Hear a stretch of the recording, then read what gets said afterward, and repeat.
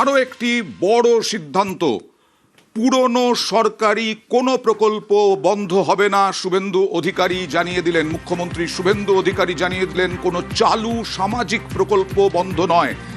সরাসরি চলে যাব আবিরের কাছে। স্বাস্থ্যসাথী, সবুজ সাথী থেকে আরম্ভ করে লক্ষ্মীর ভাণ্ডার, এই সবের মধ্যে স্বাস্থ্যসাথীও কি চালু থাকবে?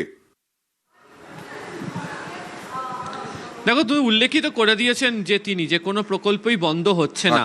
তবে যেহেতু একই রকমের একটি প্রকল্প আয়ুষ্মান ভারতের কথাও আজকে রাজ্যে সংযুক্ত হয়ে গিয়েছে, ফলে স্বাস্থ্যসাথী হোক বা আয়ুষ্মান ভারত, এই প্রকল্পগুলোর সহযোগিতা কারা কিভাবে পাবেন সেটা রাজ্য সরকারের তরফ থেকে নিশ্চিতভাবে নোটিফিকেশন করে জানিয়ে দেওয়া হবে।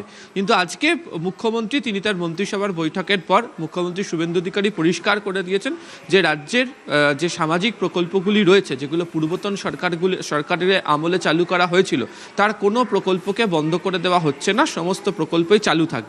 তবে সেই প্রকল্পগুলোর ক্ষেত্রে যাতে কোনো মৃত ব্যক্তি না পান, যাতে বৈধ নাগরিকরা তার সুবিধা পান, অর্থাৎ স্বচ্ছতার সাথে সেই প্রকল্পগুলিকে চালিয়ে নিয়ে যাবে হচ্ছে বর্তমান রাজ্য সরকার। প্রসঙ্গত হচ্ছে এর মধ্যে একাধিক প্রকল্প রয়েছে যেগুলোতে ডিরেক্ট ব্যাংক ট্রান্সফার হয়, সরাসরি উপভোক্তারা তাদের অ্যাকাউন্টে বা গ্রাহকরা তারা অর্থ পান।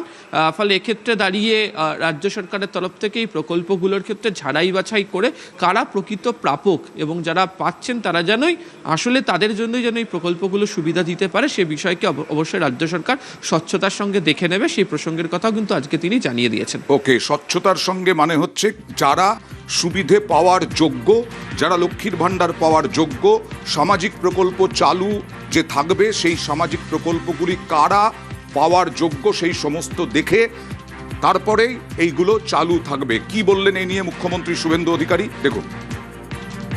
কোনো চালু থাকা সামাজিক প্রকল্প বন্ধ হচ্ছে না, এটা আমরা আমাদের কর্মসূচি প্রচারকালীনও বলেছি। কোনো চালু থাকা সামাজিক প্রকল্প সে 30 বছর আগের হতে পারে, 10 বছর আগের হতে পারে, কোনো সামাজিক প্রকল্প আমরা বন্ধ করছি না। আমরা পেপারলেস অফিসও করব, আমরা সমস্ত পোর্টালগুলোকে আপডেটও করব এবং সমস্ত বেনিফিশিয়ারি ডিবিটির মাধ্যমে, যেটা নরেন্দ্র মোদীজির নেতৃত্বে দেশের সরকার করেছে, ডাইরেক্ট বেনিফিট ট্রান্সফারের মাধ্যমে হবে এবং সবটাই স্বচ্ছতার সঙ্গে হবে।